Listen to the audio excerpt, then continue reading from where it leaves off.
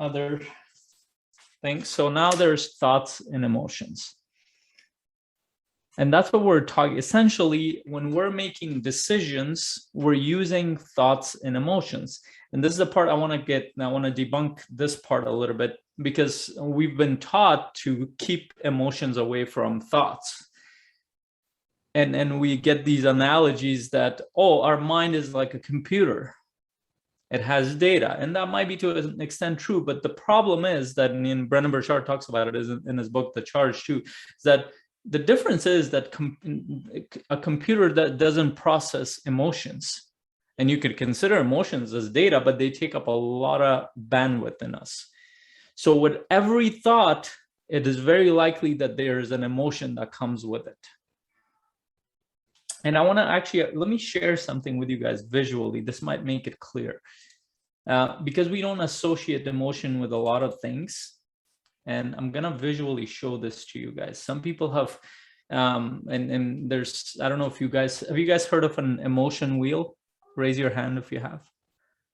No, you haven't seen it? Okay, let me show it to you. It's a very popular thing in the world of psychology and so many other things. I'll show you one example that I just downloaded it off the internet. If you search for emotion wheel, you'll see it. So most of us are pretty aware of like the baseline emotions.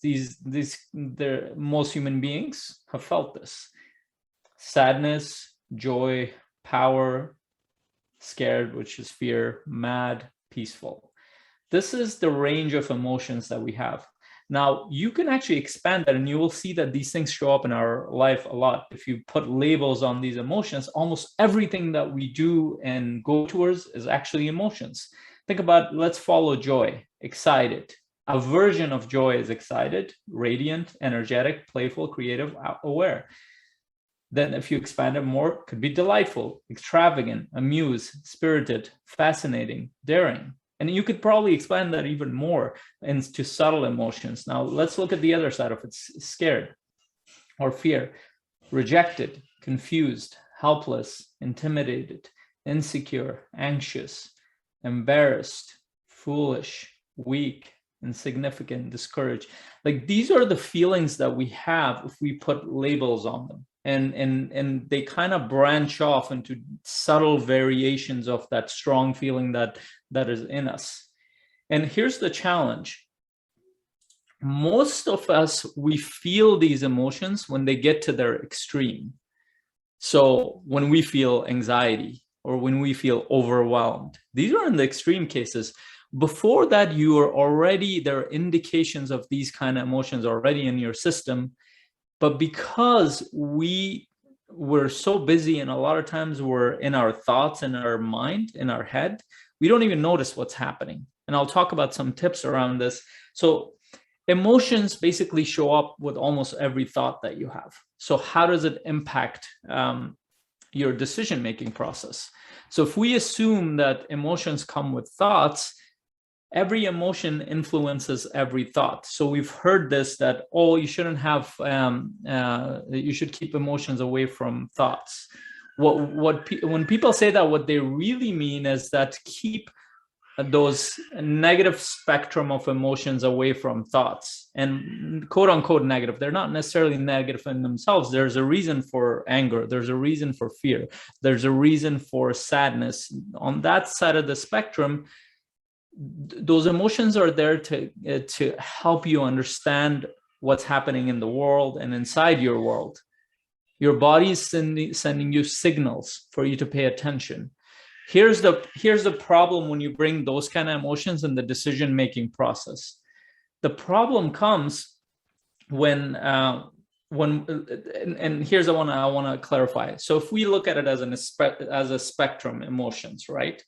On the left side, we have fear, anger, sadness, those kind of emotions. On the right side of the spectrum, we have joy, excitement, connection, contentment, purpose, fulfillment, those kind of emotions. Here's what happens. When we're more on the left side with the fear, madness, and all that, being mad and anger, we are closed off. Those are the emotions that tell us to protect yourself. They're self-preservation emotions. In that state, our thinking is not expanded. Our thinking goes tunnel vision. Think of a moment when you had to protect your child, or you had to protect yourself, or you had to defend yourself. Do you think you were very open-minded in that moment? Or do you think your thinking was very closed off? Usually what ends up happening, because we're defending ourselves, we're not curious and open-minded. We're trying to protect ourselves, or more accurately, our system is protecting us. What happens on the other side when you bring joy, excitement, connection? Our thinking expands. This is where we're more on the biological side, the rest and digest state. It means in this state, you're not defending yourself, so physically your body is regenerating. And how you're feeling is that, oh, I'm open to learning, I'm open to experiences, I'm open to connecting with others. And here's where the decision comes, and this is where the influence, if you're on the left side of the spectrum with the fear, anger, sadness, and you haven't processed it, it shows up in your decision-making process. So for example, you're building a business, you want to connect with others, you need to network, you need to build a strategy. You're not even using that part of your brain, of your mental processes. You are in self-preservation mode. So you're struggling to come up with solutions. You're struggling to see opportunities.